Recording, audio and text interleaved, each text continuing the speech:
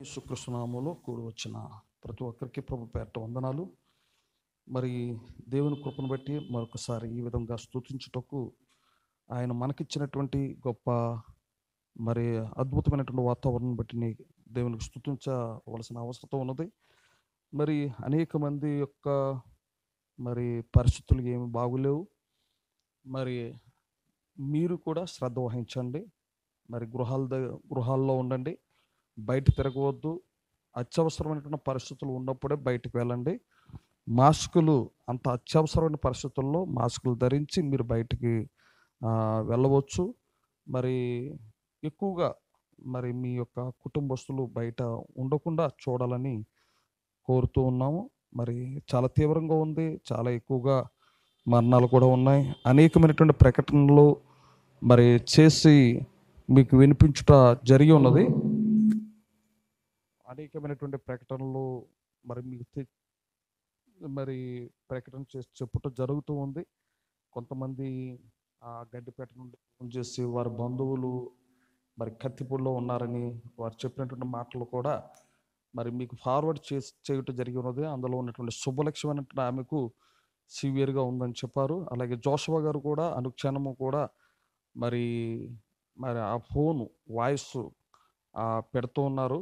ఫోన్లో ఆ యొక్క వాట్సాప్లో వాయిస్ పెట్టుట ద్వారా ఆయన సమాచారం కూడా మరి వింటూ ఉన్నాము. వారి యొక్క తల్లి కూడా నిద్రించిందన్న విషయం మరి మీకు ఫార్వర్డ్ చేయటం జరిగింది. అనేక ప్రకటనలన్నీ కూడా మరి వేరువేరుగా మీకు తెలియపరుస్తూనే ఉన్నాను. వారందరి కొరకు ప్రార్థించండి. ఎవరైనా నాకు ఒకవేళ ఫోన్ ద్వారా కానీ లేక ఏదైనా ప్రార్థన విన్నపం ఉన్నా కానీ ఫోన్ చేసినప్పుడు వెంటనే అది గ్రూప్లో పెట్టుట జరుగుతుంది. గ్రూప్లో ఉన్నటువంటి వారు చూసి వెంటనే వారి కొరకు ప్రార్థించాలని ముందుగా తెలియజేస్తూ ఉన్నాను. ఇంకా ఏమైనా ప్రకటనలు ఉంటే మన మధ్య ఉన్నటువంటి బోయజు ప్రకటిస్తాడు. ఎందుకంటే నాకు తెలిసినవి కొన్నే కానీ బోయజుకి అన్నీ కూడా తెలుస్తాయి కాబట్టి ఆ యొక్క బోయజు కూడా బహుశా తన యొక్క ప్రకటనలు ఏమైనా ఉంటే తెలియజేస్తాడని నేను కోరుతూ ఉన్నాను. మరి యొక్క సమయంలో దేవుని యొక్క వాక్యం చదువుకుందాం. హెబ్రీయులు రాసిన పత్రిక 2వ అధ్యాయము బైబిల్ తీసుకునండి. 2వ వచనం నుండి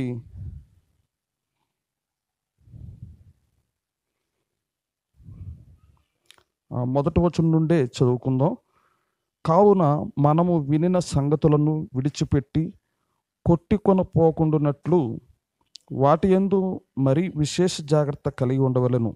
ఎందుకనగా దేవదూతల ద్వారా పలకబడిన వాక్యము స్థిరపరచబడినందున ప్రతి అతిక్రమమును అవిధేయతను న్యాయమైన ప్రతిఫలము పొంది ఉండగా ఇంత గొప్ప రక్షణను మనము నిర్లక్ష్యము చేసిన ఎడల ఎలాగూ తప్పించుకుందాము. అట్టి రక్షణ ప్రభువు బోధించుట చేత ఆరంభమై దేవుడు తన చిత్తానుసారముగా సూచక్రియల చేతను మహత్కార్యముల చేతను నానా విధములైన అద్భుతముల చేతను విధములైన పరిశుద్ధాత్మ వరములను అనుగ్రహించుట చేతను వారితో కూడా సాక్ష్యమిచ్చుచుండగా వినిన వారి చేత మనకు దృఢపరచబడెను. దేవుడి కొద్ది వాక్యములు దీవించును గాక. మరొక వాక్య భాగము 1 పేతురు బైబిల్ తీసుకునండి, లేకపోతే ఈ స్వరము వినాలని కోరుతూ ఉన్నాం. 1 పేతురు 5వ అధ్యాయము 217 పేజీ 16 పేజీ 5వ అధ్యాయము 1 నుండి 7 వచనాలు చదువుకుందాం. తోటి పెద్దను క్రీస్తు శ్రమలను గూర్చి సాక్షిని బయలుపరచబడబో మహిమలో పాలువాడినైన నేను మీలోని పెద్దలను హెచ్చరించుచున్నాను. బలిమి చేత కాక దేవుని చిత్త ప్రకారము ఇష్ట ప్రకారముగాను దుర్లాభాపేక్షతో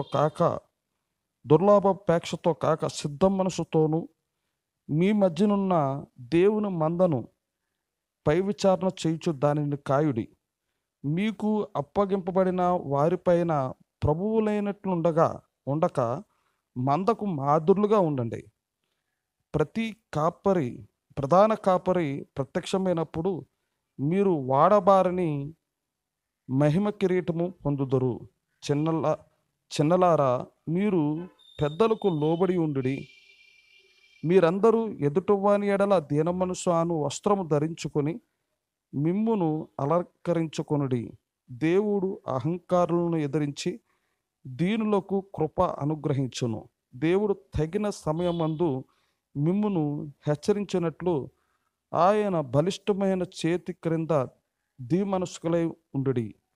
ఆయన మిమ్మును గూర్చి చింతించుచున్నాడు గనుక మీ చింత యావత్తు ఆయనపై వేయుడి.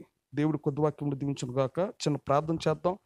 కృపగల మా యేసయ్య, ప్రభువైన యేసుక్రీస్తు నామములో దేవమరి తండ్రి, ఈ వాక్యమునకు సమీపించిన ప్రతి బిడ్డ కొరకు, ప్రతి కుమార్తె కొరకు, యవనస్తుల కొరకు, పెద్దల కొరకు, నాయన వృద్ధుల కొరకు నీ యొక్క పాదములకు పెడుచున్నాం. నాయన మరి తండ్రి, మాకు నీవే ఆధారమై ఉన్నావు.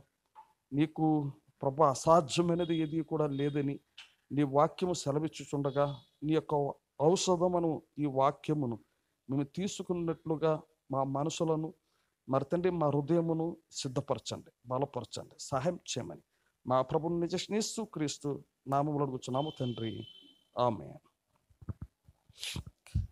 ప్రభు యేసు క్రీస్తు నామములో కూడి వచ్చిన ప్రతి ఒక్కరికి ప్రభు పేట వందనాలు.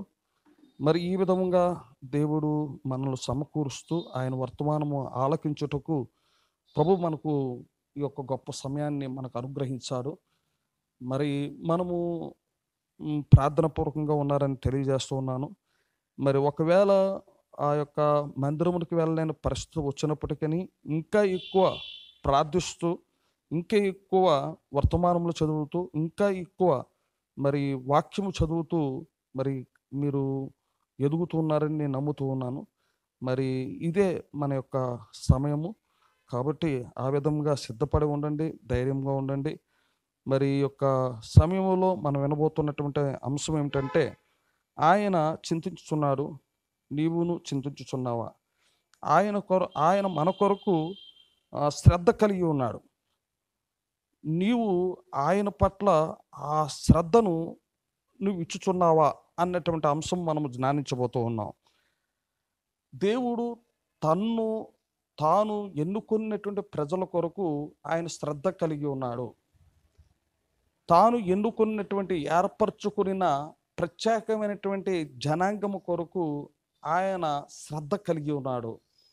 ఆయన తన పిల్లల కొరకు, తన కుమార్తెల కొరకు, తన మరి కుమారులు కొరకు ఆయన మరి ఏర్పరచుకున్న సంఘము కొరకు ఆయన శ్రద్ధ కలిగి ఉన్నాడు. అయితే మనము చూసినట్లయితే ఐగుప్తులో ఉన్నటువంటి ఇజ్రాయేలు పట్ల ఆయన ఎంతో శ్రద్ధ కలిగి ఉన్నాడు. ఐగుప్తులో ఉన్నటువంటి ఇజ్రాయేలీల పట్ల ఆయన ఎంతో శ్రద్ధ కలిగి ఉన్నాడు.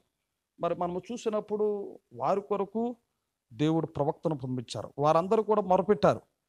వారి శ్రమలు ఎక్కువ అవుతూ ఉన్నాయి, వారి కష్టకాలం ఎక్కువ అవుతున్నాయి, అనేక మంది చనిపోతూ ఉన్నారు, కొట్టబడుతూ ఉన్నారు, మరి పని ఎక్కువ అవుతూ ఉంది.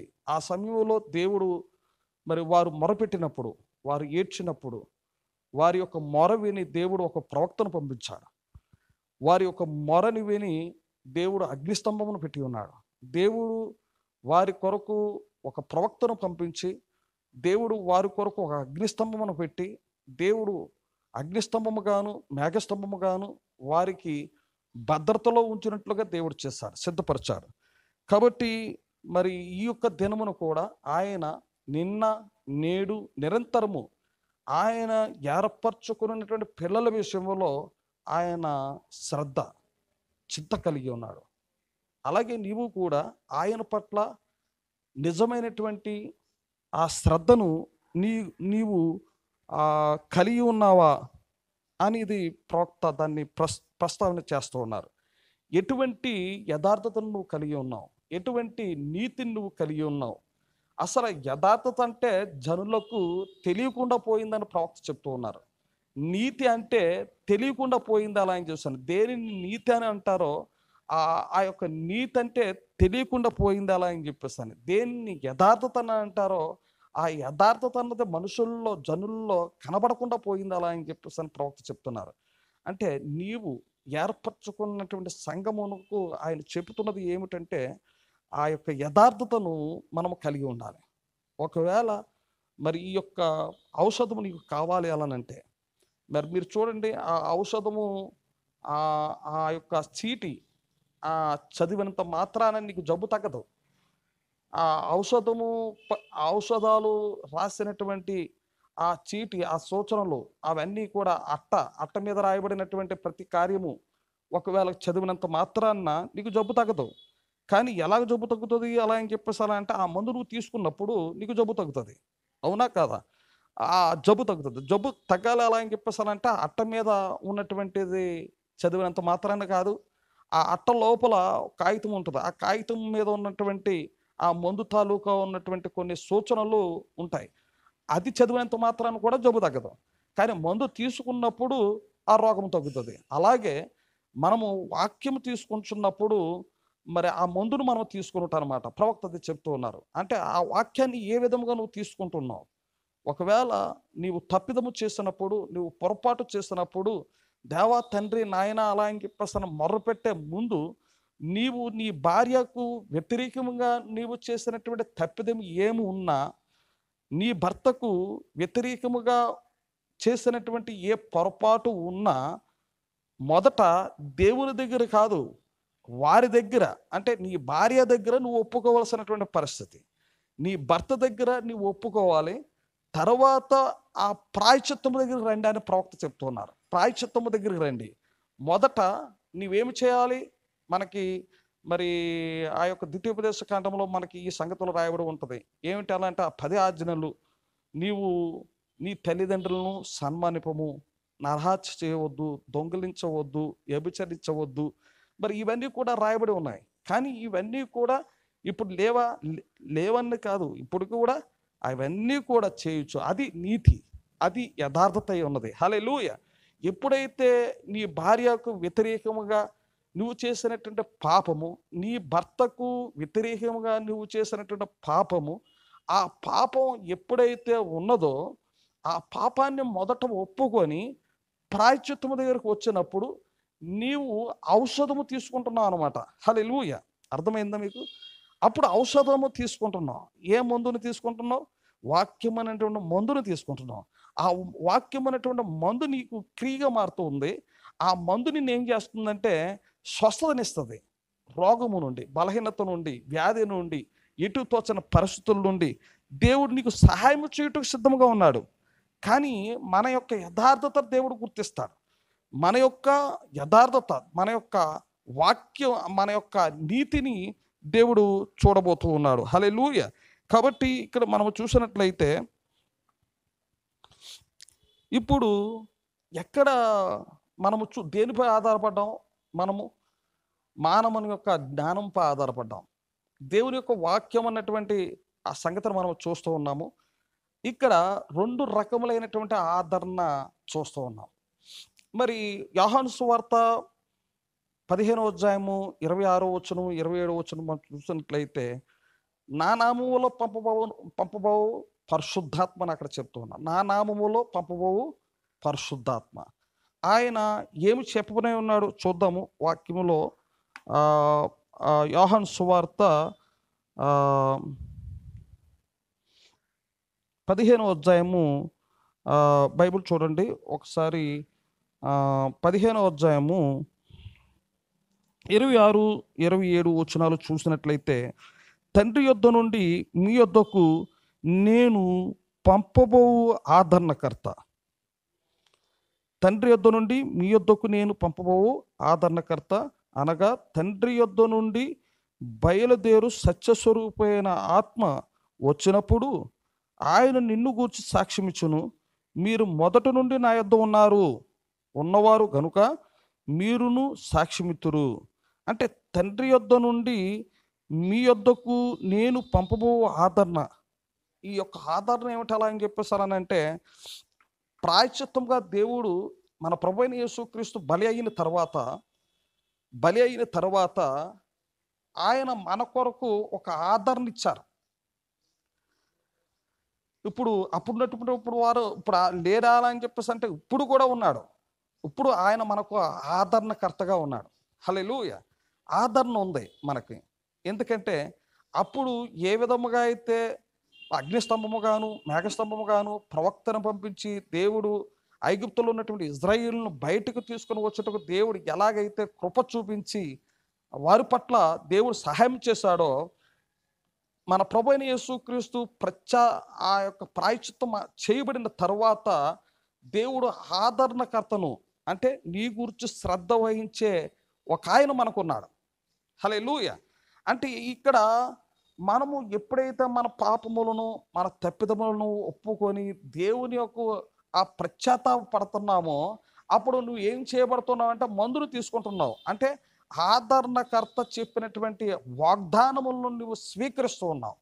వాక్యాన్ని నువ్వు తీసుకుంటున్నావు. చర్చికి వెళ్ళుట ద్వారా వాక్యాన్ని తీసుకుంటున్నట్టు కాదు, చర్చిలో కూర్చున్నట ద్వారా వాక్యాన్ని తీసుకుంటున్నట్టు కాదు. అది సంఘపు ఆత్మ మాత్రమే. మా సంఘము చూడండి, మా సంఘం చూడండి, మా సంఘము చూడండి అలా అని చెప్పేసి అని. అయితే దేవుని యొక్క వాక్యము పై ఉన్నటువంటి ఆదరణ మనకు కావాలి.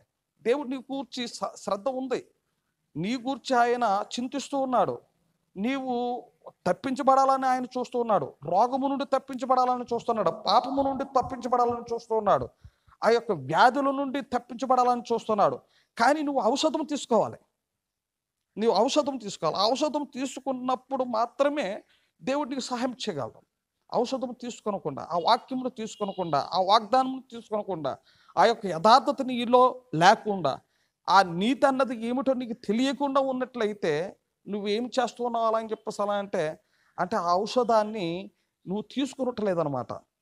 చాలామంది ఏమిటి చేస్తున్నారంటే ఆదరణ దేవుని యొద్ద నుండి పొందకుండా ఎవరి నుండి పొందుతున్నారు అలా అని చెప్పేసి అలా అంటే మరొక ఆదరణ. అంటే కొంతమంది చూసారా, వారికి ఉన్నటువంటి ఆదరణ ఏంటంటే ఈ యొక్క లోకంలో త్రాగుడుపై ఆదరణ. అంటే ఆ తాగుడు ద్వారా వారు ఏం చేయబోతున్నారంటే ఆదరణ పొందుతున్నారు. స్త్రీల ద్వారా ఆదరణ పొందుతూ ఉన్నారు. పొట్టు బట్టలు వేసుకున్నట్టు ద్వారా ఆదరణ పొందుతున్నారు. లేక బట్టలు, ఎందుకంటే సగం బట్టలు వేసుకున్నటువంటి వారిని ప్రవక్త అసహించుకున్నారు. వారికి పిచ్చి పెట్టిందని చెప్పారు. ఈ లౌకిక కాలంలో ఏదైతే రాయబడి ఉందో బైబిల్లో, అదే ఈ నేటి దినములు మనం చూస్తున్నాం. వారికి మరి ఆ పట్టు బట్టలు వేసుకున్నట్టు ద్వారా చల్లదనం అని వారు అనుకుంటున్నారు. పలసని బట్టలు వేసుకున్నట్టు ద్వారా వారికి చల్లదనం అని అనుకుంటున్నారు. కానీ లోకానికి అది పిచ్చి పెట్టింది అని ప్రవక్త దాన్ని హెచ్చరిస్తున్నారు. అది ఎక్కడ ఉన్నదంటే లౌకిక కాలంలో మరి మతిస్థిమితము లేనటువంటి ఆ కాలాన్ని మనం చూస్తున్నాం. మరి మతిస్థిమితము లేనటువంటిగా ప్రజలు ప్రవర్తిస్తారని లౌకిక కాలం గురించి రాయబడి ఉంది. కాబట్టి మరి ఆదరణ ఎక్కడ మనం పొందుకోవాలంటే దేవుని దగ్గర ఉండే. మరొక ఆదరణ కూడా ఉన్నది, అది మీకు అర్థమవుతూ ఉంటుంది. మరొక ఆదరణ ఏంటంటే తాగుడు మీద ఆదరణ పడుతూ ఉంటారు. లేక మరి ఏదైనా ఈ లోకం మీద ఉన్నటువంటి అనేకమైనటువంటి డబ్బు మీద అవ్వచ్చు, లేకపోతే ఈ యొక్క పరిస్థితులు మనం చూస్తున్నప్పుడు వస్త్రముల మీద పెట్టవచ్చు, లేక మనకి అనేకమైనటువంటి ఈ లోకంలో ఉన్నటువంటి పంట లేక భూమి లేక వీటిపై మనం ఆదరణ పొందుతూ ఉంటాం. కానీ వాక్యాన్ని తీసుకోనండి, వాక్యము ద్వారా నువ్వు మందు తీసుకోనండి, ఆ ఔషధం మంచిది అలా అని అది పాపాన్ని నివారణ చేస్తుంది, పశ్చాత్తాపడినట్లుగా చేస్తుంది.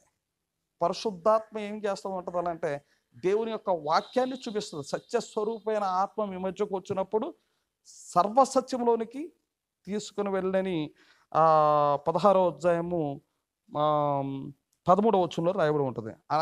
అయితే ఆయన అనగా సత్యస్వరూపమైన ఆత్మ వచ్చినప్పుడు మిమ్మును సర్వసత్యములోనికి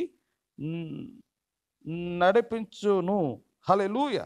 దేవుడు మరి ఈ విధంగా సెలవిస్తూ ఉన్నాడు. అంటే దేవుని యొక్క ఆత్మ సత్యం వైపు చూపిస్తుంది, అబద్ధం వైపు ఆయన చూపించడం.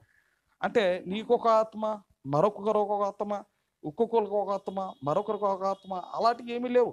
అది సత్యస్వరూపమైనటువంటి ఆత్మ మీ మధ్యకు వచ్చినప్పుడు సర్వసత్యములోనికి, అంటే సత్యం అన్నది ఒకటే ఉంది, నానా విధములుగా సత్యము లేవు. కానీ ఆ సత్యము యొద్దకు నడిపిస్తుంది. పరిశుద్ధాత్మ ఏం చేస్తుంది? నిజమైన దానిని చూపిస్తుంది, అబద్ధం వైపు చూపించదు. కాబట్టి ఈ దినమున దేని వైపు మనం ఆధారపడ్డారంటే సైన్స్ మీద ఆధారపడ్డారు, విజ్ఞానం మీద ఆధారపడ్డారు, చదువు మీద ఆధారపడ్డారు.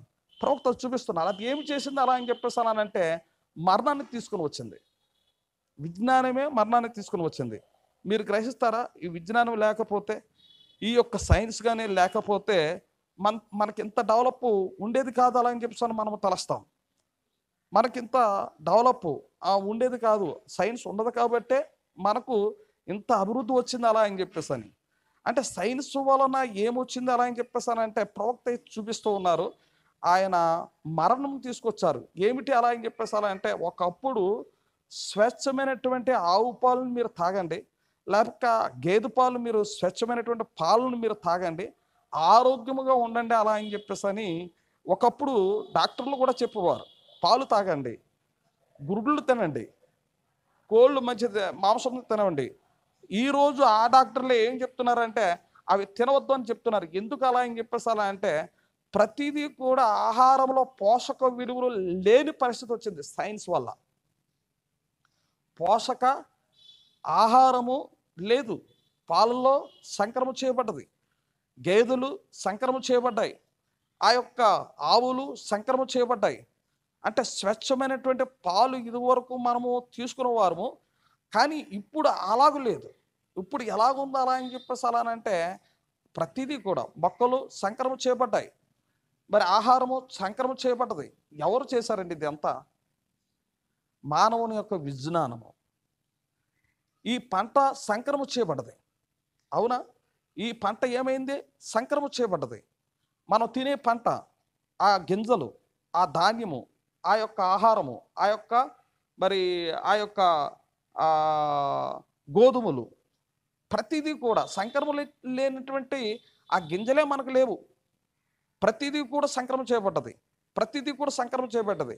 ఆ ఆహారం మనం పుచ్చుకున్నట్టు ద్వారా, మీరు బహుశా గుడ్లు తినండి, అది కూడా అది ఆ బాయిలర్ కోళ్ళు పెట్టినటువంటి గుడ్లు, ఒరిజినల్ గుడ్లు లేవు.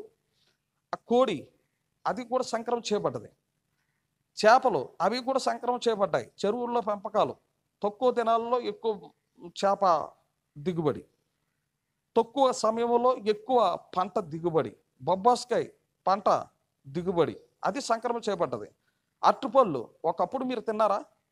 మా చిన్నప్పుడు మేము తిన్నాం, మంచి రుచికరమైనటువంటి అరటిపళ్ళు తిన్నాం. ఆ చక్కెరకెళ్ళి నిజమైనటువంటి టేస్ట్ మీకు తెలుసా? తెలియదు. ఇప్పుడున్నటువంటి తరానికి అది తెలియదు. ఆ యొక్క మా చిన్నప్పుడు అవి మంచి రుచికరంగా ఉండేవి. ఇప్పుడు ఏమైందంటే పొగ కొట్టి ఆ యొక్క భోజనాల వైపు ఎంత పెద్ద పెద్ద అరటిపళ్ళు వేస్తూ ఉంటే దాని యొక్క టేస్ట్ తెలియక అసలు ఏంటంటే ఇప్పుడు ఆ రుచే లేదు. ఆ అరటిపళ్ళు పెద్ద పెద్ద అరటిపళ్ళు వేస్తున్నారు, కానీ ఆ అరటిపళ్ళు యొక్క ఆ యొక్క రుచి ఏమి కూడా లేదు. నిజమైనటువంటి టేస్ట్, నిజమైనటువంటి ఆ మంచినీళ్ళు, అమిలివేద గ్రామంలో ఒక మంచినీళ్ళు ఉండే, పెద్ద నుయ్యి ఉండేది. అందులో ఒక సేద తీసుకొని నీళ్లు తాగితే చాలా చక్కగా రుచి ఉండేది. నీరు సంక్రమణ చేయబడ్డది. ప్రతిదీ కూడా ఆహార పదార్థాలు మనం తినుచున్నటువంటి ప్రతిదీ కూడా ఆ సంక్రమం, విజ్ఞానం అనమాట. అది విజ్ఞానం చేసినటువంటి, సైన్స్ చేసినటువంటి ఘనకార్యం. ఆ సైన్స్ చేసినటువంటి ఘనకార్యం పెన్సినీళ్ళు వచ్చేది, అది వ్యాధి నివారణ అవ్వేది. కానీ కొద్ది దినంలో పెన్సిలిన్ వేసుకున్నటువంటి వారు పాడైపోతున్నారు, లేక పెన్సిలిన్ పనిచేయటం లేదు, వ్యాధి పెరిగిపోతుంది అలా అని చెప్పేసి అని పెట్టారు.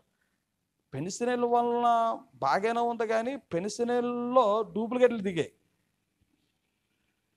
నిజమైనటువంటి పెన్సిలిన్లు ఇవ్వకుండా అబద్ధమైనటువంటి పెన్సిలిన్ ఇంజెక్షన్ ఇచ్చటం ద్వారా వ్యాధులు పెరిగాయి. అలాగే ధనాశ పెరిగింది. అర్థమైందా? ఇక్కడ ఉన్నటువంటి ఆ ధనాశ ఇదంతా కూడా దేన్ని తీసుకొని వచ్చింది అలా అని చెప్పేసి అలానంటే మరణం తీసుకొచ్చింది. ఈరోజు మనం ఎందుకు నిలబడలేకపోతున్నాం? వ్యాధి వచ్చినప్పుడు మనలో వ్యాధి నివారణ చేసే శక్తి కోల్పోయాం. ఈరోజు ఎందుకు వ్యాధులు వస్తే, జ్వరం వస్తే, తుమ్ములు వస్తే, లేకపోతే ఈ పరిస్థితులు వచ్చినప్పుడు ఎందుకు మనము నివారణ అంటే ఆ యొక్క నిలబడలేకపోతున్నారు? ఎందుకు ప్రజలు ఈ విధముగా ఉంటున్నారు అలా అని చెప్పేసి అనాలంటే, ఏమైంది అలా అని చెప్పేసి అలానంటే వ్యాధి తట్టుకున్నటువంటి శక్తి మనలో లేదు. కారణం ఏమిటి అలా అని చెప్పేసి అంటే, విజ్ఞానము ద్వారా వచ్చినటువంటి ఆహారము, విజ్ఞానం ద్వారా వచ్చినటువంటి తిండి, మనం తిన్నట్ల ద్వారా ఏమైంది అలా అని చెప్పేసి అంటే మనలో ఏ శక్తి కూడా వ్యాధి వచ్చినప్పుడు తట్టుకునే శక్తి మనలో లేదు. వ్యాధి నిరోధక శక్తి లేనందువలన మనము క్షీణించిపోయే పరిస్థితి వచ్చింది. దీనికి మూలము ఏమిటి అలా అని చెప్పేసారంటే ఆ యొక్క రోగము వచ్చుటకు గల కారణం, మరణము వచ్చుటకు గల కారణం విజ్ఞానం. మనము దానిపైనే ఆధారపడతాం. కాబట్టి దేవుని యొక్క వాక్యాన్ని మీరు కానీ తీసుకున్నట్లయితే దేవుడు సహాయం చేయనే ఉన్నాడు. హల్లెలూయా. ఇక్కడ మీరు చూసినప్పుడు మానవ జ్ఞానముతో కట్టబడినటువంటి సంఘాలు ఇప్పుడు మనం చూస్తూ ఉన్నాం. రాను ఏమైంది అలా అని చెప్పేసానంటే నువ్వు ఎలాగైనా జీవించు, ఎలాగైనా నాడు, ఏ విధంగా ఉండు. ఆ పాతకాలపు భక్తి ఏది? ప్రవక్త అడుగుతున్నారు. ఆ పాతకాలపు ఆ మొరపెట్టుట ఏది? పాతకాలంలో జీవించినటువంటి ఆ ఆత్మీయత ఏది? ఆ ప్రార్థన ఏది? ఆ సహవాసం ఏది? ఆ ప్రేమ ఏది?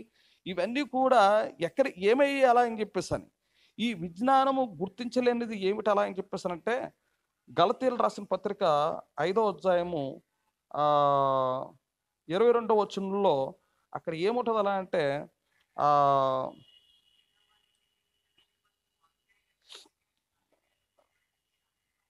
దేవుని యొక్క ఆత్మ ఫలములు ఉంటాయి. హల్లెలూయా. ఏమిటి అలా అని చెప్పేసి అంటే 5వ అధ్యాయము 22వ వచనంలో మనం చూసినట్లయితే, అయితే ఆత్మఫలం ఏమనగా ప్రేమ, సంతోషము, సమాధానము, దీర్ఘశాంతము, దయాళత్వము, మంచితనము, విశ్వాసము, సాత్వికము, ఆశానిగ్రహము. వీటిని సైన్స్ తాకలేదు. అర్థమైందా? వీటిని సైన్స్ తాకలేదు. ఇది మనం పొందుకోవాల్సినటువంటి అవసరత ఉంది. ప్రేమ, సంతోషము, సమాధానము, దీర్ఘశాంతము, దయాళత్వము, మంచితనము, విశ్వాసము, సాత్వికము, ఆశానిగ్రహము. అంటే వీటిని ఏమి చేయగలదు అలా అని చెప్పేసి అలానంటే ఇది సైన్స్ తాకలేదు. అంటే వీటిని తాకలేదు. సైన్స్ ఇవి తీసుకొని రాలేదు. వీటిని అస్సలు తీసుకొని రాలేదు. అంటే ఇవి మనం పొందుకోవాలి. ఆత్మఫలం అలా అని చెప్పేసానంటే ప్రేమ కలిగి ఉండాలి, సంతోషం కలిగి, ఆ సమాధానము, దీర్ఘశాంతము, దయాళత్వం, మంచితనము, విశ్వాసము, సాత్వికము, ఆశానిగ్రహము మన జీవితంలో ఉండాలంటే ఇది నూతన జన్మ అన్నమాట.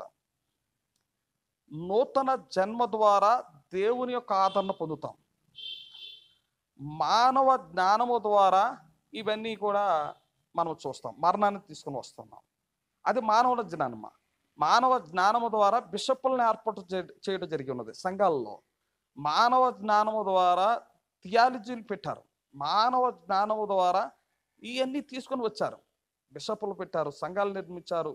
వారు మానవ జ్ఞానం ద్వారా సంఘ శాఖలు నిర్మిస్తూ ఉన్నారు. మేము ఇలా చేయండి, ఎలా చేయండి. కానీ అసలు నీతి అన్న దానికి అర్థం లేదు. ఆదరణ అంటే వీరు దేనిపై ఆధారణ పడుతున్నారు అలా అని చెప్పేసి అలా అంటే సంఘం అనవచ్చు. మరి నూతనముగా జన్మించిన క్రైస్తవుడు, ఎన్నుకొనబడిన ఆ క్రైస్తవుడు ఎప్పుడూ కూడా దేవుని యొక్క వాక్యం మీద ఆధారపడతాడు. దేవుని యొక్క వాక్యమే తనకు విజయం, వాక్యమే సహాయం పడుతూ ఉంది. అంటే అక్కడ వ్యాధి నిరోధక శక్తి వాక్యంలో ఉన్నది. హల్లెలూయా. వ్యాధి నిరోధక శక్తి ఎక్కడ ఉందా అలా అని చెప్పేసానంటే వాక్యంలో ఉంది. దేవుడు సహాయం చేస్తానన్నాడు కాబట్టి ఆ మాటను మీరు నమ్మండి. ఆయన మీ పట్ల శ్రద్ధ చూపిస్తున్నాడు. నువ్వు ఆయన పట్ల శ్రద్ధ కలిగి ఉన్నావా? ఆయన నీ పట్ల చింత కలిగి ఉన్నాడు. నీవు ఆయన పట్ల చింత కలిగి ఉన్నావా? నీవు చింత కలిగి ఉన్నావా అంటే శ్రద్ధ కలిగి ఉన్నావా? ఒకసారి నువ్వు పరీక్షించుకో సహోదరి సోదరుడా. ఆయన పట్ల నువ్వు ఎటువంటి శ్రద్ధను నువ్వు కలిగి ఉన్నావు? ఆయన పట్ల నువ్వు ఎటువంటి ఆ యొక్క శ్రద్ధ నువ్వు కలిగి ఉన్నావు? నిజమైనటువంటి నీతి గురించి నీకు తెలుసా? యథార్థత అంటే ఏమిటో తెలుసా? దేవుణ్ణి సేవించుట అలా అని చెప్పేసి అలా అంటే ఏ విధముగా నువ్వు సేవిస్తూ ఉన్నావు? ఏ విధముగా నువ్వు వాక్యాన్ని చదువుట కాదు, వాక్యము నీలోనికి ఏ విధంగా తీసుకుంటున్నావు? ఆ యొక్క వాక్యము అంటే ఔషధంపై ఉన్నటువంటి అట్టపెట్టపై ఉన్నటువంటి పేర్లు చదివినంత మాత్రాన నీ యొక్క వ్యాధి తగ్గదు. కానీ ఆ మందు, ఆ మోతాదు నువ్వు తీసుకున్నట్టు ద్వారా వ్యాధి తగ్గుతుంది. కానీ ఎప్పుడైతే దేవుని యొక్క పిల్లల కొరకు ఆయన చింత కలిగి ఉన్నాడు, అక్కడ మీరు చూడండి వారి పట్ల ఎంత చింత కలిగి ఉన్నాడో. దేవుడు తను ఎన్నుకున్నటువంటి ప్రజల కొరకు ఆయన ఎంత చింత కలిగి ఉన్నాడు అలా అని చెప్పేసి అలానంటే ఆయన చాలా శ్రద్ధ కలిగి వారి పట్ల చూడండి. ఆయన మార్గములో వెళ్తూ ఉన్నప్పుడు, మరి వారికి రోగం వచ్చినప్పుడు, వ్యాధులు వచ్చినప్పుడు, మరి వారికి కాళ్ళు నొప్పులు లేకుండా, లేక ఒకవేళ విషకరమైనటువంటి సర్పములు కరిచినప్పుడు వారి కొరకు ఒక ప్రత్యేకము ఒక ఇత్తడి సర్పమును దేవుడు పెట్టాడు. ఆ ఇత్తడి సర్పమును చూడాలి. ఆ ఇత్తడి సర్పాన్ని చూడాలి. అది చూసినప్పుడు ఆ వ్యాధి నివారణ అవుటకు దేవుడు కృప అనుగ్రహిస్తున్నాడు. వారికి ఆహారాన్ని కూడా సిద్ధపరిచాడు. వారు బట్టలు మాయకుండా దేవుడు సహాయం చేశాడు. వారి కొరకు దేవుడు ఎంతో శ్రద్ధ చూపాడు. వారి కొరకు అగ్నిస్తంభాన్ని పెట్టాడు, మేఘస్తంభమును పెట్టాడు. మన సాక్ష్యము మనము బోయజు చెప్తూ ఉన్నప్పుడు మనం విన్నాము. నేను సంఘశాఖ, మన మేళ సంఘశాఖ కాదు అన్నటువంటి వర్తమానములో ఈ సంగతులు చాలా వేదనతో నేను చదువుతా చూసినప్పుడు నేను ఆదరణ పొందుకున్నానని బోయజు సాక్ష్యం చెప్పాడు. ఎటువంటి సాక్ష్యం అలా అని చెప్పేస్తుంటే, ఆ తిరుపతిలో వారి సోదరుడు అంటే కార్య సాంసోను గురించి ఎంతో ఆపరేషన్కి తీసుకెళ్తున్నటువంటి సమయంలో ఆ పుస్తకం చదివినప్పుడు, మరి ఆ యొక్క వ్యాధికి అక్కడ ఆ యొక్క శత్రువుకి ఇజ్రాయేలులకు మధ్య ఏ విధముగా అయితే అగ్నిస్తంభము నిలిచి ఉండటం జరిగి ఉన్నదో, దేవుడు వ్యాధికి నీకును మధ్య అగ్నిస్తంభమును పెట్టాడు అలా అని మన మేళ సంఘశాఖ కాదన్నటువంటి వర్తమానంలో ఆయన చదివి ఆదరణ పొందాడు. హల్లెలూయా. ఈ దినమున ఆ దేవుడు ఇప్పుడు కూడా మన మధ్య ఉన్నాడు. నీవు నమ్ముట ద్వారా, ఔషధము తీసుకున్నట్టు ద్వారా, ఔషధము తీసుకున్నటువంటి వారికి ఎటువంటి మేలు దేవుడు చేస్తున్నాడు అలా అంటే, నమ్మిన వారి వలన ఈ సూచక్రియలు చేయను. హల్లెలూయా. నమ్మిన వారి వలన అంటే అంటే నీవు ఎప్పుడైతే ఔషధాన్ని తీసుకుంటున్నావో ఆ ఔషధం తీసుకున్నట్టు ద్వారా నమ్మిన వారి వలన ఈ సూచక్రియలు జరుగునని అక్కడ రాయబడి ఉంది. హల్లెలూయా. కాబట్టి నిజముగా మరి మనము నిజంగా వాక్యాన్ని తీసుకుందాం.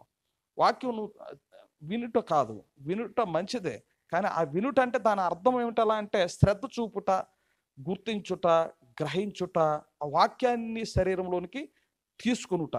అంటే వినుట అలా అని చెప్పేసి అలా అంటే మనము ఏమనుకుంటున్నాం అంటే చర్చిలోకి వెళ్ళి కూర్చున్నాము, విన్నాము, వెళ్ళిపోయాము, విశ్వాసం వచ్చేసింది. అది కాదు.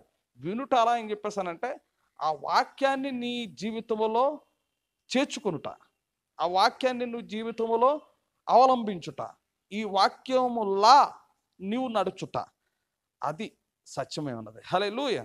మరి ఎప్పుడైతే పరిశుద్ధాత్మ వస్తుందో సర్వ సత్యములోనికి నడిపించునని దేవుని యొక్క వాక్యంలో రాయబడి ఉంది. హల్లెలూయా. వారి పట్ల ఏ విధముగా అయితే దేవుడు సహాయం చేశాడో, నోవహు కాలంలో మీరు చూసినట్లయితే విచ్చలబెడతానము 6వ అధ్యాయము, ఆదికాండము 6వ అధ్యాయం 4వ వచనంలో మనం చూసినట్లయితే మరి అందంగా ఉన్నటువంటి అమ్మాయిల వెంట తిరిగారు.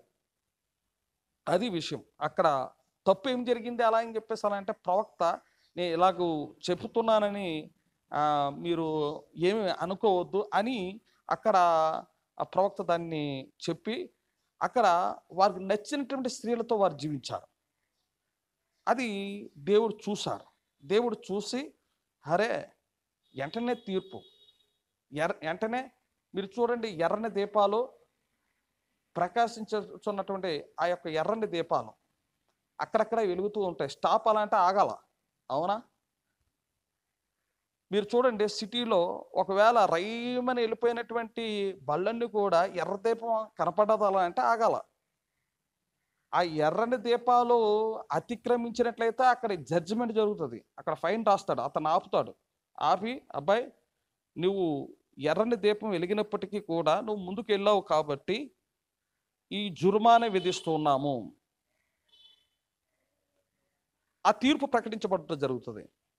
అలాగే ఎర్రని దీపాలు మనకు వెలుగుతూ ఉన్నప్పుడు అక్కడ ఆగాల. అక్కడ వారు ఏం చేశారు అలా అని చెప్పేసి అలా అంటే ఇది దేవునికి వ్యతిరేకమైనటువంటి కార్యమని వారు తలంచలేదు. మానవ జ్ఞానం అభివృద్ధిలో ఉంది, అక్కడ తెలివితేటలు ఉన్నాయి, మరి గొప్ప గొప్ప సంఘాలు ఉన్నాయి. ఎక్కడ? నోవహు కాలంలో పెద్ద పెద్ద సంఘాలు ఉన్నాయి. మంచి బోధకులు ఉన్నారు. కానీ వారు చేసినటువంటి తప్పు ఏమిటంటే, ఏమంటే అప్పుడు సంఘాలు ఉన్నాయని ఎక్కడ రాయబడిందో చూపించండి అలా అని చెప్పేసి అని. నేటి దినమున జరుగుతున్న ప్రతి కార్యము అక్కడ ఉన్నది. అందుకే మన ప్రభువు యేసుక్రీస్తుగా వారు ఏం చెప్పారు? నోవహు దినముల్లో జరిగినట్లే మనుష్య కుమారుడు రాకడలోను జరుగునని చెప్పారు. అంటే ఇప్పుడు జరుగుతున్న ప్రతి కార్యము కూడా నోవాహు దినాల్లో జరిగింది. ఇల్లు కడుతూ ఉన్నారు, చెట్లు నాటుతూ ఉన్నారు, పెళ్ళిళ్ళు చేస్తూ ఉన్నారు. అందమైనటువంటి స్త్రీలతో వారు మోహపు చూపుతో వారు కలుషితమైనటువంటి పరిస్థితుల్లో దేవుడు అక్కడ చూసి వారి కొరకు తీర్పు ప్రకటించబడుట జరిగి ఉన్నది. అయినా ఏర్పాటులో ఉన్నటువంటి వారి కొరకు ఆయన శ్రద్ధ వహించారు. ఏర్పాటులో ఉన్నటువంటి వారి కొరకు ఆయన చింతించారు. ఆయన చింత ఎప్పుడు కూడా తన బిడ్డలను ఈ తీర్పు నుండి తప్పించాలని ఆయన యొక్క ఉద్దేశము. వెంటనే ఆయన ఏం చేశారు అలా అని చెప్పేసి అలా అంటే ఒక ప్రవక్తను పంపించాడు. హల్లెలూయా. ప్రవక్త పంపించారు. హల్లెలూయా. మరి ఎవరైతే ఆ మాటలు విని హల్లెలూయా రక్షింపబడాలని కోరుతూ ఉన్నారో వారు తప్పించబడినట్లుగా దేవుడు ఏం చేశాడు అలా ఏం చేశాడో ప్రవక్తను పంపించాడు. ఆ ప్రవక్త వచ్చి ఏం చేయాలి అలా అని చెప్పేసి అలా అంటే హెచ్చరించాడు. వాడ కడుతున్నానని చెప్పాడు. అతన్ని ఎలా చూశారు అలా అని చెప్పేసి అలా అంటే ఒక పిచ్చివానిగా చూశారు. ఏమి లేదు అలా అని చెప్పేసి అంటే అతనికి దేవుని యొక్క సేవకుడు అంటే దేవుడు సెలవిచ్చినటువంటి ఆ సేవకుడు ఆ ప్రవక్త అంటే గౌరవం లేకుండా పోయింది, మర్యాద లేకుండా పోయింది. కనీసం ఎవరు కూడా శ్రద్ధ వహించలేదండి. దేవుడు వారి పట్ల శ్రద్ధ వహించాడు. ఏ ఒక్కరు కూడా నశించకూడదు, అందుకే ప్రవక్తను పంపించారు. ఏ ఒక్కరు కూడా నాశనం అవ్వకూడదు, అందుకే ప్రవక్తను పంపించాడు. దేవుని యొక్క ప్రేమ ఉన్నది, వారు నశించిపోకూడదు అలా అని చెప్పేసి అని. కానీ మీరు ఏం చేశారు అలా అని చెప్పేసి అలా అంటే ఏమి కాదు అలా అని చెప్పేసి అని వారికి ఇష్టం వచ్చినట్లుగానే వారు ప్రవర్తించి వారు ఏం చేశారో వారు ఇష్టం వచ్చినట్లుగానే వారు ప్రవర్తించి ఆ యొక్క నడుచుట ద్వారా వారికి తీర్పు ప్రకటించబడటం జరిగి ఉన్నది. వారికి తీర్పు ఏమిటి ఆ తీర్పు అలా అని చెప్పేసి అలా అంటే ఎవరైతే ఆయన శ్రద్ధ చూపినటువంటి వారు అందరూ కూడా తాను ఏర్పాటు చేసినటువంటి మార్గముల్లో వచ్చారు. హల్లెలూయా. శ్రద్ధ చూపినటువంటి వారు అందరూ కూడా ఎక్కడికి వచ్చారు? ఏర్పాటు చేసినటువంటి దేవుడు తన ఏర్పరచుకొనిన జనుల కొరకు మరి ఒక మార్గాన్ని సిద్ధపరుస్తాడు. ఆలోచించండి, దేవుడు తన యొక్క ఏర్పాటు చేసుకున్నటువంటి వారి కొరకు ఒక మార్గాన్ని సిద్ధపరచాడు. ఆ మార్గంలో ఎంతమంది వచ్చారు అలా అన్నది మనం చూసినట్లయితే చాలా తక్కువ. ఈ కాలం కూడా అలాగే ఉంటుంది. దేవుడు ప్రవక్తను పంపించాడు, దేవుడు అగ్నిస్తంభాన్ని పంపించాడు, దేవుడు మరి మోసే కాలంలో వారికి మేఘస్తంభాన్ని పంపించినట్లుగానే ఈ దినమును కూడా అగ్నిస్తంభము మేఘస్తంభము ప్రవక్త. హల్లెలూయా. దేవుడు తన పిల్లల నిమిత్తము మలాకీలో 4, 5, 6 వచనాల్లో రాయబడినట్లుగాను లోకస్వార్త మనుష్య కుమారుడు ప్రత్యక్షమగు దినమున 17వ అధ్యాయంలో 30వ వచనంలో రాయబడిన ప్రకారముగాను మరి ప్రకటన గ్రంథం 10వ అధ్యాయము 7వ వచనంలో మరి రాయబడిన 7వ దూత మరి ఈ దినమున మరి దేవుడు పంపించాడు. ఎవరైనా అంటే వారు దేవుడు శ్రద్ధ చూపిస్తున్నాడు, తన పిల్లలు నశించిపోకూడదు అలా అని చెప్పి శ్రద్ధ చూపుతూ ఉన్నాడు. ఇక్కడ మీరు ఏమి చేశారు అలా అని చెప్పేసి అలా అంటే అక్కడ వారు శ్రద్ధ చూపనందున అనేక మంది మరణించారు. రక్షింపబడినటువంటి వారు సుమారు ఒక 8 మందే. కాబట్టి ఇక్కడ మీరు చూసినట్లయితే మరి మనము ఏమి చేయాలా అంటే మారు మనసు పొందవలసినటువంటి అవసరం ఉంది, మార్పు చెందవలసినటువంటి అవసరం ఉంది. ప్రతివాడును ప్రభువైన యేసుక్రీస్తు నామములో బాప్టిజం పొందండి, అప్పుడు పరిశుద్ధాత్మన వరము పొందుదురు. అది లేఖనము, అది వాక్యము, అది సత్యము. హల్లెలూయా. కాబట్టి ఇక్కడ మీరు చూసినట్లయితే ఆ వాక్యము ఒకవేళ నెరవేర్పు జరగకపోతే దేవుడు అబద్ధకుడా ఉండాల. ప్రవక్త అది అంటున్నారు. ఆ వాక్యం కానీ అంటే అక్కడ మార్పు చెందండి, యేసుక్రీస్తు నామములో బాప్టిజం పొందండి, పరిశుద్ధాత్మ పొందుకోనండి. అది కానీ జరగకపోతే ఎవరు అబద్ధకుడా ఉండాలా? దేవుని వాక్యం అబద్ధమైతే దేవుడు అబద్ధకుడా ఉండాలా. కానీ అది జరుగుతుంది అలా అని మరి అక్కడ ప్రవక్త దాన్ని గుర్తు చెబుతూ ఉన్నారు. మారు మనసు పొందండి, ప్రతివాడును యేసుక్రీస్తు నామములో బాప్టిజం పొందండి, అప్పుడు పరిశుద్ధాత్మను మీరు పొందండి అని అక్కడ సెలవిచ్చుట జరుగుతూ ఉంది. హల్లెలూయా. కాబట్టి ఇక్కడ మనం చూసినట్లయితే హిజ్కియా తనకేమొచ్చింది అలా అని చెప్పేసానండి, మరణ వార్త వచ్చింది. ఎవరు చెప్పారు? యెషయా ద్వారా అతనికి ఆ వార్త వచ్చింది. వార్త వచ్చినప్పుడు ఏమి చేయాలి? ఔషధం తీసుకోవాలి. మరణానికి ఏం తీసుకోవాలి? ఒకవేళ మరణ వార్త వచ్చినప్పుడు ఏం చేయాలి? ఔషధం. మనకి ఏ ఔషధం అలా అని చెప్పేసానంటే, వాక్యమే మనకు ఔషధం.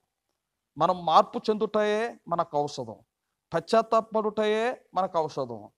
దేవుని కృపను వేడుకునుటయే మనకు ఔషధం. హల్లెలూయా. హిజ్కియా ఏం చేశాడు అలా అని చెప్పి? గోడ తట్టు తిరిగాడు. గోడ తట్టు తిరిగి చేతులు ఎత్తాడు, ఏడ్చాడు. హల్లెలూయా. ఆ యొక్క ఏడ్చినప్పుడు మారు మనసు పొందాడు, లేక పశ్చాత్తాపడ్డాడు, ఏడ్చాడు, దేవుని గోల పెట్టాడు. అక్కడ దేవుని ఎదుట నుండి అతడు మరలా ఆయుష్ పొడిగించబడుట మనం చూస్తున్నాం. హల్లెలూయా. కాబట్టి ఈ దినమున పశ్చాత్తాపడుట జనులకు అది నీతిగా లేదు, యథార్థత లేదు. అది ఏదో సంఘానికి వెళ్ళాము, మేము పాటలు పాడాము, వెళ్ళాము, వచ్చాము, తిరిగాము, మాకు ఇది అది అలా అని చెప్పేసని. ఇక్కడ మీరు చూసినట్లయితే అక్కడ పేతురు రాసిన పత్రిక తోటి పెద్దను, అంటే ఏర్పరచబడినటువంటి ఆ పెద్దతో మాట్లాడుతూ ఉన్నాడు. హల్లెలూయా.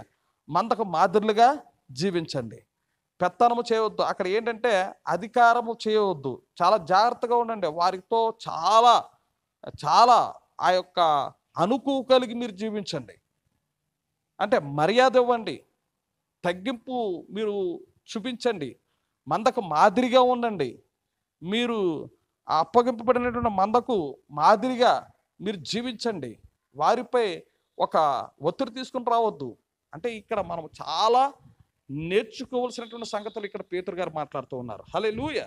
కాబట్టి హిజ్కియా ఏడ్చాడు, ఆ పశ్చాత్తాపడ్డాడు. పశ్చాత్తాపడి ఆ మరణము నుండి జయించినట్లుగా మనం చూస్తూ ఉన్నాం. మరి నినెవె వారికి అత్యవసరమైనటువంటి ఒక ఎమర్జెన్సీ వర్తమానము చెప్పుటకు మరి ఎవరు పంపబడ్డారో అలా అని చేసిన యోనా అన్న ప్రవక్త పంపబడ్డాడు. అతడు చిన్న ప్రవక్త. హల్లెలూయా. కానీ అతడు పొరపాటు చేశాడని చాలామంది ప్రసంగాలు చేసేస్తారు. పొరపాటు చేశాడని మీరు కూడా అనుకోవచ్చు. కానీ దేవుడు ఏర్పాటు చేసుకున్న మార్గంలోనే అక్కడ వర్తమానం వెళ్ళిందండి. హల్లెలూయా. ఏ సముద్రాన్ని అయితే వారు నమ్ముతున్నారో, ఏ సముద్రం యొక్క చేపను, మత్స్యమును దేవతగా ఆరాధిస్తూ ఉన్నారో, ఆ మత్స్యములో నుండే వర్తమానం వచ్చింది. హల్లెలూయా. అక్కడ వర్తమానం వచ్చిన తర్వాత వారు నమ్మరు. ఈయన ఉద్దేశం ఏంటంటే వారు ఈ వర్తమానమును నమ్మరు, నన్ను చంపేస్తారు, వారు వినరు అన్న ఆ యొక్క పరిస్థితుల్లో వారు అక్కడికి ఆ మత్స్యములో నుండి బయటకు వచ్చి వారందరికీ కూడా వాక్యం చెప్పినప్పుడు 40 రోజులు వారు ఏం చేశారంటే ఉపవాసం ఉండి అక్కడ పశ్చాత్తాపడి ఏడ్చి బూడిద మీద కూర్చొని గోను బట్ట వేసుకొని వారు పశ్చాత్తాపడినప్పుడు అక్కడ ఆ నినివె వస్తువులు కాపాడబడ్డారు. అవునా కాదా? ప్రవక్త ఏం చెప్తున్నారు, ఏం నేర్పుతున్నారు అలా అంటే, పశ్చాత్తాపం ఉన్నదా నీ జీవితంలో? దేవుని వాక్యానికి వ్యతిరేకముగా నువ్వు నడుస్తూ ఉన్నట్లయితే, నీ తప్పిదమును బట్టి, నీ పొరపాటును బట్టి, నువ్వు నడిచిన విధానమును బట్టి పశ్చాత్తాపం ఉన్నదా? ప్రవక్త దాన్ని ప్రశ్నిస్తూ ఉన్నారు. ఏమో నాకు తెలియదు, నువ్వు ఎలా జీవించావో నాకు తెలియదు, నువ్వు ఎలా నడుస్తున్నావో నాకు తెలియదు, కానీ దేవుడు చూస్తూ ఉన్నాడు. దేవుడు ఏం కోరుతూ ఉన్నాడు? ఔషధాన్ని నువ్వు తీసుకో, అంటే పశ్చాత్తాపడు. నీ తప్పిదము కొరకు దేవుని ఎదుట ప్రభువా నన్ను క్షమించమని ప్రభువును వేడుకో. హల్లెలూయా. ఆ పశ్చాత్తాపం ఏం చేస్తుందా అని చెప్పేసి అలా అంటే, నీవు ఔషధాన్ని తీసుకుంటున్నావని చెప్పారు. హల్లెలూయా. ఆ ఔషధము తీసుకున్నట్టు ద్వారా అక్కడ ఏం చెప్పారో అలా అని చెప్పేసానంటే, ఔషధము ఏమవుతుందో అలా అని చెప్పేసానంటే, ఆ దేవుడు చూసి అక్కడ ఆ విషయాన్ని చూసి వారందరూ కూడా వారందరూ కూడా కాపాడబడినట్లుగా దేవుడు చేశారు.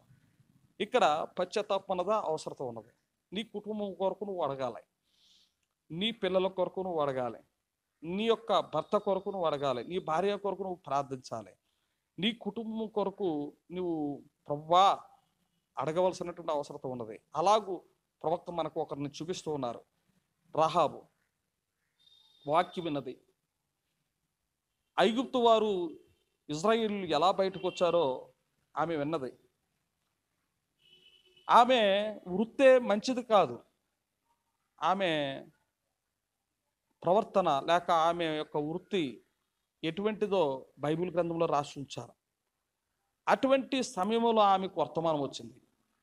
వర్తమానం వచ్చినప్పుడు ఆ వర్తమానం ఏమిటి అలా అని చెప్పేసానంటే, ఆ యొక్క ఇద్దరు టేప్ బాయ్స్ ఆ యొక్క మోషే ప్రవక్త గురించి చెప్పారు.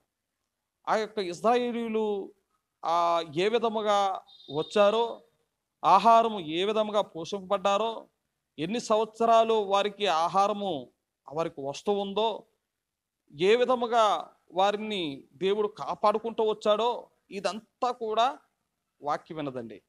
వాక్యం విని మరి ఆ దేవుణ్ణి నేను నమ్ముతాను. ఆమె మొరపెట్టిందని ప్రవక్త మాట్లాడుతున్నారు. మొరపెట్టకుండా ఒక సేవకుడు ఆమె రక్షింపబట్ట అది అసంభవం. ఎందుకంటే ఆమె మొరపెట్టింది, ఆమె ఏడ్చింది, ఆ వర్తమానం రైట్ అని చెప్పింది. ఆ మోషే ఆ యొక్క ఎర్ర సముద్రం ద్వారా ఆ 2 పాయలుగా చీల్చబడుతున్నప్పుడు ఇశ్రాయేలు ఏ విధముగా నడిచి వచ్చారో ఆ మాటను నమ్మింది, ఏడ్చింది. ప్రభువా, అది సత్యమని నేను నమ్ముతున్నాను, ఆ ప్రవక్తను నేను నమ్ముతూ ఉన్నాను, ఆ యొక్క అగ్నిస్తంభాన్ని నేను నమ్ముతూ ఉన్నాను, ఆ మేఘస్తంభాన్ని నేను నమ్ముతూ ఉన్నాను. ప్రభువా, సహాయం చేయండి అలా అని. నేను మాత్రమే రక్షింపబడట కాదు కానీ నా కుటుంబాన్ని కూడా నువ్వు రక్షించు ప్రభువా అని ఆ కుటుంబము బ్రతకాలని ఆశపడ్డదండి. తాను బ్రతకాలి, తన కుటుంబము కూడా బ్రతకాలి. తన కుటుంబము కొరకు బ్రతుకుట కొరకు దేవుని మొరపెట్టిందని ప్రవక్త మాట్లాడుతున్నారు. ఆమెకు ఒక ఆనవాళ్ళని దేవుడు అక్కడ ఆ సేవకులు ఇచ్చారు.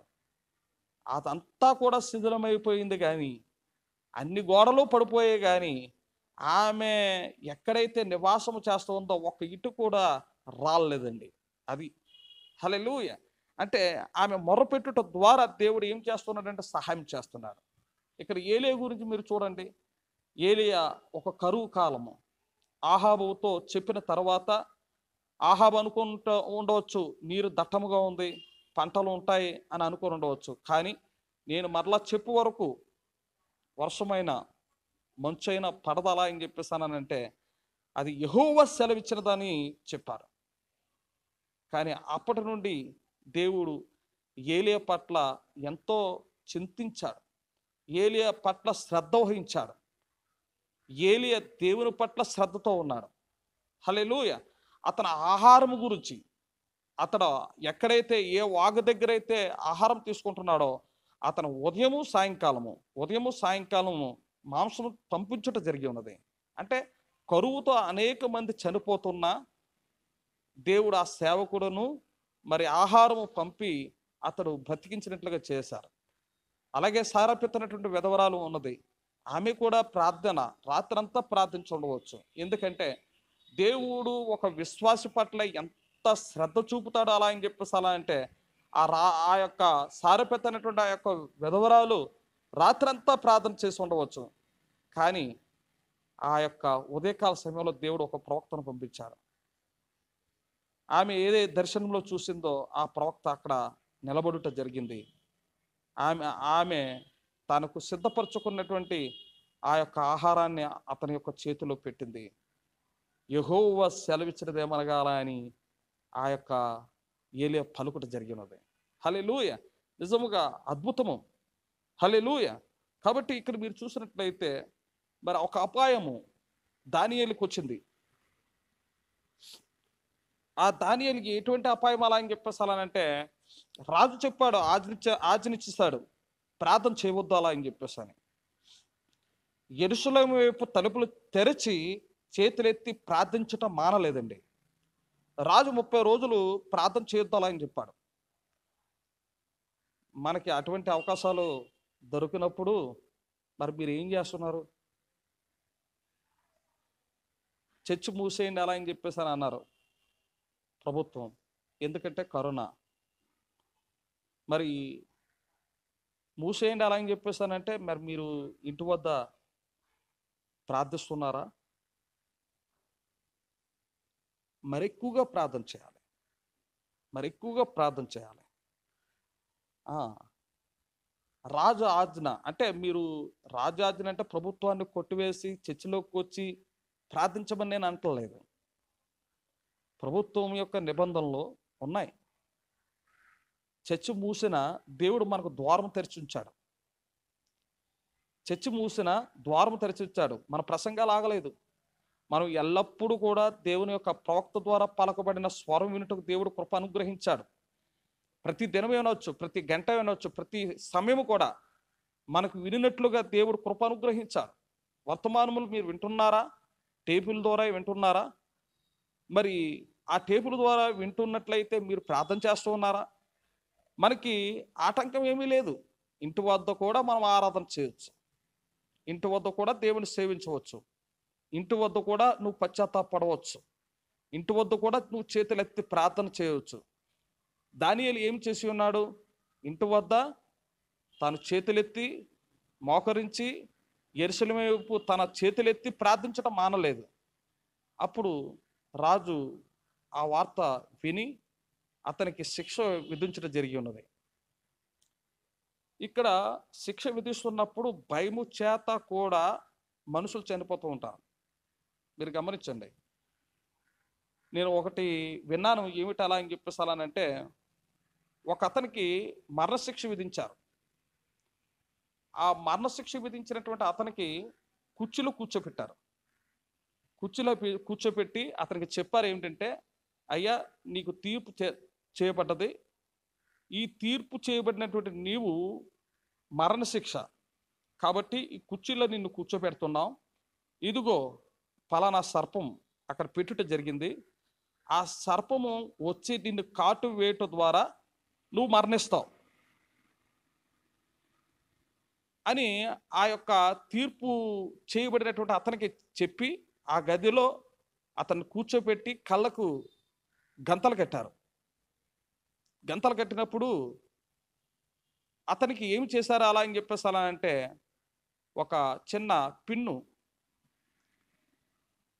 ఆ పాము వదిలేము అని చెప్పారు. ఆ పిన్నిస్ ఆ యొక్క సూదుగా ఉన్న పిన్నిస్ ఆ పిన్నులు తీసుకొని చేతి మీద మండ మీద అలాగూ నొక్కారు అంతే చేతితో. అతడు 2 నిమిషాల్లో చచ్చిపోయాడట. 2 నిమిషాల్లో చచ్చిపోయాడట. నిజానికి పాము వెళ్ళి కరలేదు.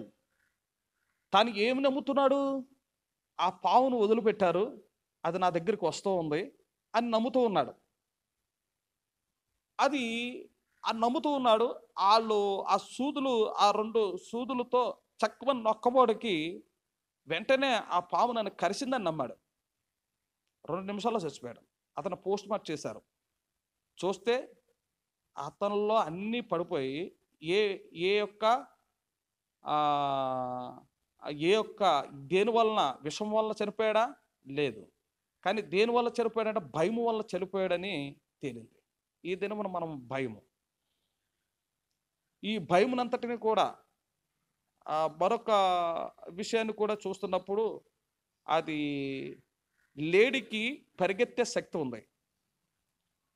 ఇంచుమించు 80-90 మైళ్ళు లేక కిలోమీటర్లు ఫాస్ట్గా పరిగెట్టగలదు లేడీ. పెద్ద పులి 60 కిలోమీటర్లు ఫాస్ట్గానే పరిగెట్టగలదు. అంటే లేడీ చాలా వేగంగా వెళ్ళగలదు, కానీ 60 కిలోమీటర్లు ఫాస్ట్లోనే ఈ యొక్క పెద్ద పులి వెళ్ళగలదు. కానీ ఇక్కడ ఏమైంది అలా అని చెప్పేసి అలా అంటే, ఎప్పుడైతే పులి వెనకాల వస్తూ ఉందో తనకి ఏమొస్తుందో అలా అంటే మరణ భయం వచ్చేస్తుంది. వేగము తెలియకుండానే వేగం తగ్గిపోద్దట. ఎందుచేత? భయము చేత. అర్థమైందా? ఈ దినమున మనం చూసినట్లయితే భయము చేత ఆ పులికి ఆహారంగా అయిపోతుంది అనమాట. దేవుని యొక్క దయను బట్టి, మీరు చేయుచున్న ప్రార్థనను బట్టి, లేక మీరు విశ్వసిస్తున్న వర్తమానమును బట్టి, దేవుడు ఈ కాలంలో కూడా ప్రవక్త ద్వారా మాట్లాడి ఉన్నారని నమ్ముతున్న దాన్ని బట్టి మరి దేవుడు మీకు సహాయం చేస్తాడని నేను నమ్ముతూ ఉన్నాను. ఇక్కడ మీరు చూసినట్లయితే దానియేలు ప్రార్థన చేశాడు.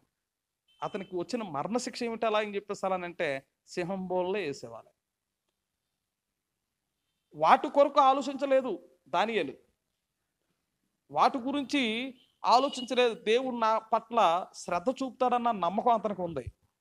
అతనికి దేవుడు అంటే ఒక భయం ఉంది, భక్తి ఉంది, యథార్థత ఉంది, నీతి ఉంది, ప్రార్థన ఉంది, విశ్వాసం ఉంది.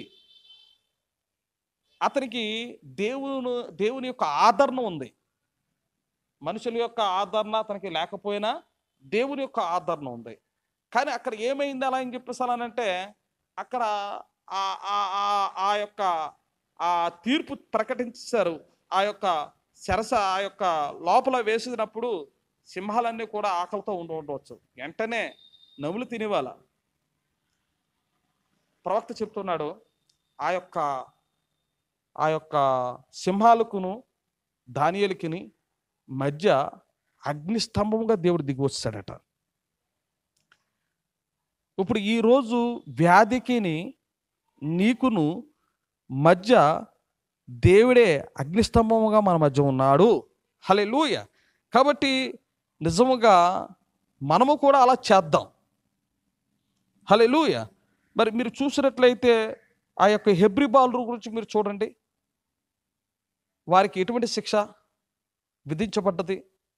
వారు ప్రార్థనాపరులు, వారి యొక్క విశ్వాసం ఉన్నది, వారు ప్రార్థనాపరులు, వారు నీతిగా జీవించిన వారు యథార్థత కలిగినటువంటి వారు.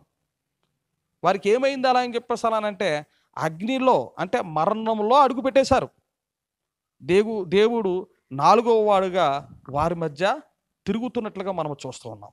హల్లెలూయా. కాబట్టి ఇక్కడ మనం చూసినట్లయితే మరి అటువంటి వారిని కాపాడినటువంటి దేవుడు మనల్ని కాపాడడా? అలాగని నేను చెప్పటం లేదు. అంటే చనిపోయినటువంటి వారందరూ కూడా, నిద్రించినటువంటి వారందరూ కూడా, వారు భక్తి లేనటువంటి వారు, విశ్వాసం లేనటువంటి వారని నేను చెప్పట్లేదు.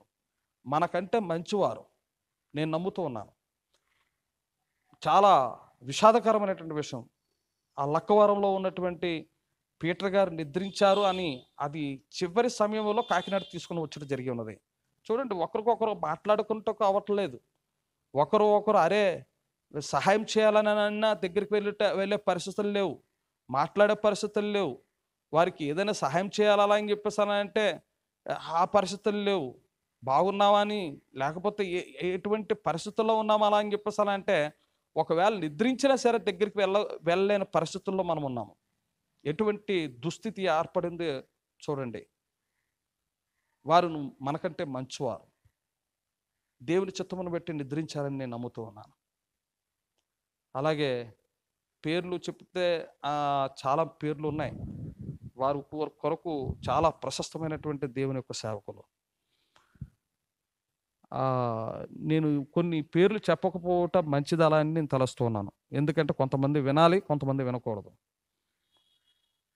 కొంతమందికి తెలియదు. అలా ఉండటం మంచిది అలా అని నేను తలస్తూ ఉన్నాను. అయితే చాలామంది వారు నాకంటే మనకంటే చాలా నీతి కలిగినటువంటి వారని నేను నమ్ముతున్నాను. వారు ఎదుర్కొన్నటువంటి ఆ పరిస్థితులు అలా వచ్చాయి. అయితే ఇక్కడ మీరు ఏం చేశారు ఏంటంటే ఒక శతాధిపతి మరి దేవుని దగ్గరికి వచ్చారు. అతనికి ఒక అధికారం ఉన్నది. ఒకడు పొమ్మంటే పోవాలి, రమ్మంటే రమ్మాలి, 100 మందికి అధికారి. ప్రభువా, నువ్వు మాట మాత్రం సెలవేమో, నా దాసుడు స్వస్థత పడతాడు అలా అని అతడు ఒక విశ్వాసంతో అడిగినప్పుడు అక్కడ ఇజ్రాయిల్లో అన్యుల్లో ఇటువంటి విశ్వాసం నేను చూడలేదని చెప్పారు. హల్లెలూయా. ఇక్కడ మీరు చూసినట్లయితే దేవుడు ఒక వ్యక్తి పట్ల ఎంతో శ్రద్ధ చూపిస్తున్నాడు. మార్పు చెంది యాయేరు ప్రభువు దగ్గరికి వెళ్ళాడు. నిజానికి అతడు ఒక రహస్య విశ్వాసి. ఎందుకంటే యేసు ప్రభు వారి దగ్గరికి వెళ్ళకూడదు అని, ప్రవక్త యొక్క వర్తమానాలు వినకూడదు అని ఏ విధముగా అయితే ప్రసారాలు చేస్తూ ఉన్నారో అదే విధముగా ఆ దినాల్లో కూడా బోధకులు యేసు ప్రభు వారి దగ్గరికి వెళ్తే వారిని వెలివేస్తాము అని ఒక ప్రకటన ఇవ్వబడటం జరిగి ఉన్నది. అప్పుడు యాయేరు ఒక రహస్యముగా ఆయన సిద్ధపడి వెళ్ళినట్లుగా మనం చూస్తాం. తన కుమార్తె విషయంలో ఎప్పుడైతే దేవుణ్ణి వేడుకున్నట్టు జరిగి ఉన్నదో అక్కడ దేవుని యొక్క ఆదరణ పొందాడు. ఆ మరణము జీవము కింద మారింది. అనేక మంది తండోపంతండాలుగా ఒక సమయంలో వెళ్తూ ఉన్నప్పుడు 10 సంవత్సరములు 12 ఆ సంవత్సరములు రక్తము కారుతూ ఉన్నటువంటి స్త్రీ ఆమె విని, ఎవరు వారు అలా అని చెప్పేసి అలా అంటే, నజరేయుడు యేసు ప్రవక్త, ఎలాగైనా ఆయన్ని చూడాలి, నేను నడవలేను, నిలబడలేను, అయినా సరే. కానీ నిజంగా అక్కడ మీరు గుర్తించినట్లయితే ఇన్ని రోజులు పాత నిబంధనల్లో రక్తము కారుతున్నటువంటి వ్యక్తి, మరి ఆమె ఇంటి వద్ద ఉన్న పరిస్థితి కాదండి, ఇంటికి వెలుపల లేకపోతే ఆ యొక్క వెలుపల సంగమునకు వెలుపల ఉన్న పరిస్థితి. మరి మీరు చూసినట్లయితే ఆ ప్రభువు దగ్గరికి వెళ్ళాలని ఆమె ఆశపడ్డది, ఆ వస్త్రం పట్టుకున్నది, ఆ యొక్క విశ్వాసము ఆ యొక్క రక్షించినట్లుగా మనం చూస్తాం. ప్రభువు దగ్గరికి రండి, నువ్వు ఆయన వస్త్రము తాకితే చాలు అలా అని చెప్పేసి విశ్వాసముతో మీరు నమ్మినట్లయితే దేవుడు మీకును సహాయం చేస్తాడని నేను నమ్ముతున్నాను. నువ్వు ఎక్కడ ఉన్నప్పటికీ, ఎక్కడ ప్రార్థిస్తున్నప్పటికీ 24 గంటలు కూడా దేవుడు నీకు సహాయం చేస్తాడు. ఎక్కడ ఉన్నప్పటికీ, ఎక్కడ ఆయన ఆదరణ నువ్వు పొందుకున్నప్పటికీ, నువ్వు ప్రార్థిస్తున్నప్పుడు నీ పొరపాటులను నువ్వు సరి చేసుకోవాలా. హల్లెలూయా. నీ పొరపాటులను నువ్వు సరి చేసుకోవాలా. దేవునికి వ్యతిరేకంగా జీవించిన జీవితముల గురించి అవి సరి చేసుకోవాలా. అప్పుడు నువ్వు ఔషధాన్ని, ప్రతిఫలాన్ని నువ్వు పొందుకుంటావు. హల్లెలూయా. ఒక్క వ్యక్తి అండి, 2000 ఒక సేన దయ్యాలన్నీ కూడా ఆ వ్యక్తిలో ఉన్నాయి. ఒక్క వ్యక్తి 2000 దయ్యాలు, సేన అంటే 2000 దయ్యాలు. ఆ 2000 దయ్యాలు అన్నీ కూడా ఒక వ్యక్తిలోనే ఉన్నాయి. అక్కడ ఏమైంది అలా అని చెప్పేసానంటే, ఆ ఒక్క వ్యక్తి గురించి యేసుప్రభు వారు అక్కడికి వచ్చారు. ఎంత శ్రద్ధ చూపించాడో చూడండి. ఎంత ఒక మనుషుని పట్ల ఎంత చింత కలిగి ఉన్నాడో మీరు గమనించండి. 2000 దయ్యాలు అతని సంఖ్యలు తెంపేస్తున్నాడు, తాళ్ళు తెంపేస్తున్నాడు.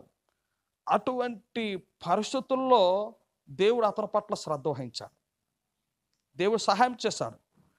అతనిలో ఉన్నటువంటి దయ్యాలన్నీ కూడా వెళ్ళిపోవటం జరిగి ఉన్నది. ఈ దినమున కూడా ఆయన నిన్న నేడు నిరంతరము. చాలామంది ఏమని చెప్తారంటే, ఆ అపోస్తులు చేసినటువంటి ఆ కార్యాలు ఇప్పుడు లేవు అని చెప్తూ ఉంటారు. నమ్మవద్దు. దేవుని యొక్క వాక్యము సజీవమై ఉన్నది. అపోస్తులు చేసినటువంటి అదే కార్యాలు యేసే చెప్పారు. నా యందు విశ్వాసించువాడు నేను చేయు క్రియలు చేయను, వాటికంటే గొప్పవి చేస్తారని చెప్పారు. హల్లెలూయా. కాబట్టి మనకు వాక్యమే ఆదరణ అయి ఉన్నది. ఒక వ్యక్తి ఎరుకో గవిని వద్ద కూర్చొని కేకలు వేస్తూ ఉన్నాడు. అక్కడ భిక్షగానుగా ఉన్నప్పుడు గోల వినబడ్డది, కేకలు వినబడ్డాయి. ప్రభువు ఎక్కడ ఉంటాడో అక్కడ గోల ఉంటుంది. ఆ గోల వినబడినప్పుడు, అరుపులు వినబడి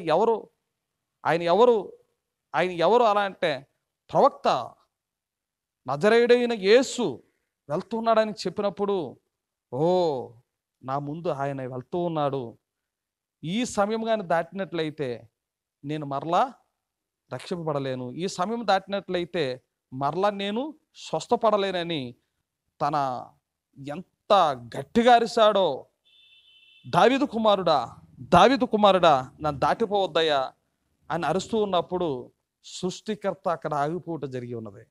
హల్లెలూయా. ఊరిక ఏంటి గోల, నువ్వేంటి చేస్తున్నావు, అలా అరుస్తావు పెట్టి, దావీదు కుమారుడా నన్ను దాటిపోవద్దా అలా అని చెప్పేసి అని కేకలు వేశాడు, అరిచాడు. సృష్టికర్త అయినటువంటి దేవుని నిలబెట్టేశాడు. హల్లెలూయా. అతడు పొందుకున్నాడు. హల్లెలూయా. నీ పట్ల ఆయన ఎంతో శ్రద్ధ చూపిస్తూ ఉన్నాడు. హల్లెలూయా. కాబట్టి ప్రవక్త చేసినటువంటి ప్రార్థన నేను మీకు చదివి వినిపించి ముగించగోరుతున్నాను. ఆ యొక్క వర్తమానములో చివరిగా ఆయన ప్రవక్త ప్రార్థన మనకు అవసరం ఉన్నది. కాబట్టి మరి ఈ యొక్క వాక్యము ప్రతి హృదయములో ఫలించునుగాక. మరి మిమ్మల్ని అందరినీ కూడా దేవుడు దీవించునుగాక. ఎక్కడ ఉన్నప్పటికీ కూడా దేవుణ్ణి ఎలా సమీపించాలో దేవుడు సహాయం చేస్తాడు. ఆ ప్రవక్త యొక్క ప్రార్థన నేను మీకు చేస్తున్నాను. మీరు ఉన్న చోటనే కళ్ళు మూయండి. తర్వాత నేను ప్రార్థన చేస్తాను. ప్రభువా, వారు విశ్వసించుచున్నారు. వారు తమ హస్తములను చాపి ఉన్నారు. వారిలో అనేకులు రోగులు, ఇక్కడ నీ సన్నిధిలో అనేకులు చేతురుమాళ్ళు ఉంచారు. ప్రభువా, వారిని స్వస్థపరచండి. వారి మనవులను అంగీకరించండి. ఇక్కడున్న రుమాల మీద చేతులెత్తిన ప్రజల మీదను, రోగములతో బాధపడుచున్నను వారి మీదకు ప్రభువు సన్నిధి దిగి వచ్చునుగాక. తండ్రి, వారిని అందరినీ స్వస్థపరచండి. ప్రభువా, మా తప్పులను ఒప్పుకున్నప్పుడు నీ దైవ కృపను అనుగ్రహించండి. ప్రభువా, నీ సేవకుడినైనా నేను అసమర్థతను ఒప్పుకొనుచున్నాను. నాలో ఏ మంచితనము లేదు. మేము అయోగ్యములు ప్రభువా. మాలో ఎవ్వరూ ఆ పని చేయలేరు. మేము అడుగుతున్న కార్యములను పొందే అర్హత మాకు లేదు. కానీ యేసు ఆరోహణమై మా కొరకు స్థలములను సిద్ధపరచుచున్నాడని మరలా మమ్మును తీసుకు వెళ్ళుటకు వచ్చునని నమ్ముచున్నాము. ఆదరణకర్తయగు పరిశుద్ధాత్మను మా యొద్దకు పంపుదునని వాగ్దానము చేసెను. ఆయనే మాలో నివసించి ఆశ్చర్యకార్యములను జరిగించునని మేము ఎరుగుదము. ఓ దేవుని పరిశుద్ధాత్మ, ఈ సమయమున నీ సన్నిధిని ఇంతకుముందు నీవు భూమిపై సంచరించిన రీతిగానే ఈ జనులు చూడగలిగినట్లు సహాయం చేయము. ఇవి చివరి దినములని జనులు గ్రహించినట్లు చేయము. ప్రభువా, నీవు రక్తముతో మమ్మల్ని శుద్ధి చేయము. నీ వాక్యమనే ఉదక స్నానము చేయించుము. మమ్ములను రక్తముతో శుద్ధి చేయము. పేతురు వాక్యములో చెప్పినట్లుగా ఆ విశ్వాస లోకమునకు మమ్ములను మాదిరులుగా నిలబెట్టము. యేసుక్రీస్తు నామములో ప్రార్థించుచున్నాను. ఆమేన్. దేవుడి కొత్త వాక్యములు దీవించును గాక. ఈ ప్రార్థన దీవించును గాక. చిన్న ప్రార్థన చేద్దాం. కృపగల మా యేసయ్య, ప్రభువైన యేసుక్రీస్తు నామములో నాయన, ప్రవక్త యొక్క ప్రార్థన మరి మా జీవితంలో ఫలించినట్లు సహాయం చేయండి. ఇది అంత్యకాలంలో ఉన్నాము మరి తండ్రి, బహు భయంకరమైన కాలంలో మేము ఉన్నాము దేవ. మరి తండ్రి, మరి మేము చూస్తున్నప్పుడు వినుచున్నప్పుడు మరి తండ్రి, రానున్న దినాలు మరి ఘోరముగా ఉంటుందని మేము వినుచున్నప్పటికీ నీ రక్తం క్రిందకు వచ్చుటకు మేము ఒప్పుకొనుచున్నాము. మా తప్పిదములు ఒప్పుకొనుటకు మేము చేతులు ఎత్తుతూ ఉన్నాము నాయన. అలాగే కచ్చీఫుల కొరకు, చేతిగుడ్డల కొరకు ప్రవక్త ప్రార్థన చేస్తారు నాయన. ఈ ప్రార్థనలో ఎవరైనా తమ యొక్క చేతిగుడ్డలను ఆ యొక్క పెట్టి ప్రార్థిస్తున్నట్లయితే వారికి మీరు సహాయం చేయండి. నీ యొక్క హస్తం ఉంచండి. ఒకరికొకరు కలుసుకొనలేని పరిస్థితులు నాయన, ఒకరికొకరు ఆదరణ చూపించలేని పరిస్థితులు అయినను నువ్వు 24 గంటలు మరి ప్రభువా ప్రార్థన వింటున్నావని, నీవు వస్తున్నావని, నీవు అసాధారణమైనటువంటి కార్యముల్లో నువ్వు కార్యము చేయవాడవని, యేసుక్రీస్తు నిన్న నేడు నిరంతరము ఇప్పుడు కూడా మా మధ్య ఉన్నారని మేము నమ్ముతూ ఉన్నాం. నీ కార్యములు అద్భుతములు ప్రభువా నాయన. మరి తండ్రి, ఎవరైనా వ్యాధులతో ఉన్నట్లయితే వారి కొరకు ప్రార్థించమని ప్రకటించబడిన ప్రతి ప్రకటన నాయన నీ పాదములు పెట్టుచున్నాం. వారి కొరకు మేము చేతులు ఎత్తుతూ ఉన్నాం. బలహీనలుగా ఉన్నటువంటి బిడ్డల కొరకు నీ యొక్క పాదములు పెడుచున్నాం. మరి ప్రభు, అలాగే కొండలపేటలో ఉన్నటువంటి సంఘము కొరకు నీ యొక్క పాదములు పెడుచున్నాం. అలాగే ఉప్పాడలో మరి తండ్రి సంఘస్థులు అనేక బలహీనతలు ఉన్నాయి ప్రభువా నాయన. బలహీనలుగా ఉన్నటువంటి వారి కొరకు మేము చేతులు ఎత్తుతూ ఉన్నాం. నీవే బలమిచ్చువాడు, స్వస్థపరచువాడు. మరి తండ్రి, నీ యొక్క హస్తం ఉంచండి, నీవే బలపరచండి నాయన. మరి జోషువ గారు నీ సేవకుడు నాయన, వారి యొక్క భార్య బహు బలహీనంగా ఉన్నదని మరి ప్రభువా, మరి జోషువ గారే తన యొక్క భార్య కొరకు ప్రార్థించమని ఆయన ఆసుపత్రిలో ఉండి చింత కలిగి ఉన్నాడు. ప్రభువా, నీవు వారి పట్ల చింత కలిగి ఉన్నావని మేము ఎరిగి ఉన్నాం. ప్రభువా, సహాయం చేయండి. ఆ కుటుంబం కొరకు హేమలత, మరి ప్రభువా నిన్నటి దినం ఉదయకాల సమయంలో నిద్రించి ఉన్నది. హేమలత గారి కొరకు ప్రార్థిస్తున్నాం. కుటుంబ ఆదరణ కొరకు ప్రార్థిస్తున్నాం. కుమారుడు ఆసుపత్రిలో ఉండి మరి మరి ప్రభువా కనీసము ఆ సమాధి కార్యక్రమం చూచుటకు వీల్లేని పరిస్థితులు. దేవా నీ యొక్క ఆదరణ అనుగ్రహించండి నాయన. మరి తండ్రి ప్రభువా ఆ యొక్క పీటర్ గారి యొక్క మరి కుటుంబము ఆదరణ పొందుకున్నట్లుగా ప్రార్థిస్తున్నాం నాయన. నీ యొక్క హస్తం ఉంచండి. అలాగే కంబాల అప్పారావు గారి యొక్క కుటుంబం ఆదరణ పొందుకున్నట్లుగా ప్రార్థిస్తున్నాం నాయన. అలాగే మరి మడద మరి ప్రభువా మోషమ్మ గారు కుటుంబం ఆ యొక్క ఆదరణ కొరకు మేము ప్రార్థిస్తున్నాం నాయన. ఇంకా మరి తండ్రి ఆయా మరి ఎవరైతే బలహీనలుగా నూకరత్నం యొక్క ఆసుపత్రిలో ఉన్నది మరి ప్రభు ప్రార్థిస్తున్నాం నాయన. మరి కావాల్సిన ఆరోగ్యం మీరు దయచేయండి. మరి చిన్నబాబు తమ్ముడు మరి తండ్రి మరి రాజుమంగి సుబ్బారావు అనే మరి ప్రభువా మరి యొక్క సోదరుడు చిన్నబాబు కొరకు ప్రార్థిస్తున్నాం. నువ్వు ఇచ్చిన స్వస్థతను బట్టి నీకు స్తుతులు. నీ గాయపరచమని హస్తము దేని బిడ్డపై ఉంచండి. సుశీల కొరకు మరి పాజిటివ్ అని చెప్పారు మరి తండ్రి. ఆ బిడ్డ మరి బంధు సుశీల మరి అబ్రహం గారి యొక్క కుమార్తె ప్రభువా సహాయం చేయండి.